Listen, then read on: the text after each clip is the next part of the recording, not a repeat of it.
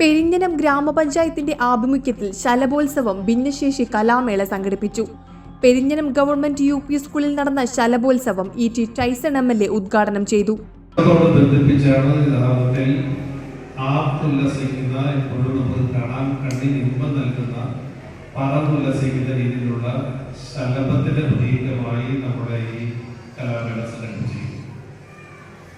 ഇവിടെ ഇന്ന് ഈ ഭിന്നശേഷിയിൽപ്പെട്ട ഏകദേശം 28ഓളം പേരാണ് പരിപാടികൾ അവതരിപ്പിക്കുന്നത്.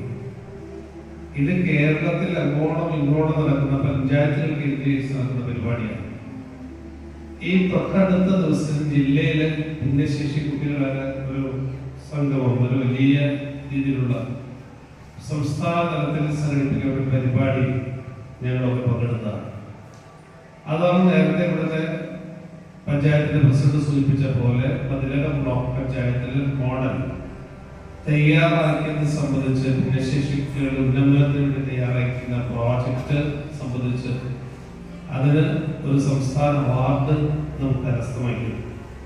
നമുക്ക് ഏറെ സന്തോഷമുള്ള കാര്യമാണ്. എന്താ, നമ്മുടെ നാട്ടിൽ സംരക്ഷിക്കപ്പെടേണ്ട, ഉറപ്പായും സംരക്ഷിക്കേണ്ട, മനസ്സറിഞ്ഞ് പറയേണ്ട വിഭാഗത്തിൽപ്പെട്ടവരാണ് ഭിന്നശേഷിക്കാർ. പണ്ട് ഭിന്നശേഷിക്കാരുടെ പ്രശ്നങ്ങളൊന്നും സമൂഹത്തിന്റെ വിഷയമായിരുന്നില്ല. ആ ഭിന്നശേഷി കുട്ടികളുടെ അച്ഛനോ അമ്മയോ അവരുടെ കുടുംബങ്ങളോ മാത്രം ശ്രദ്ധിക്കേണ്ട വിഷയമായിരുന്നു.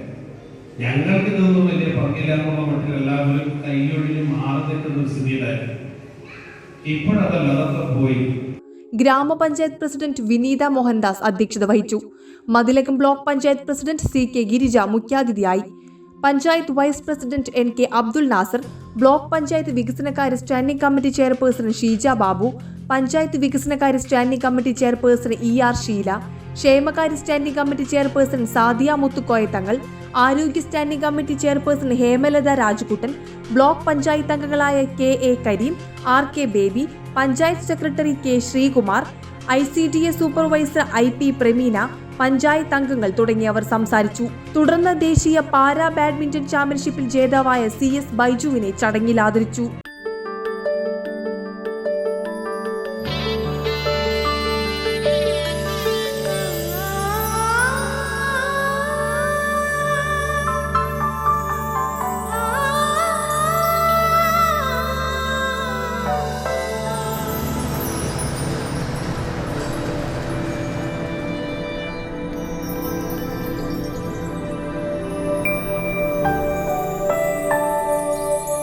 നിങ്ങളുടെ അധ്വാനത്തിന് സത്യമുണ്ട്.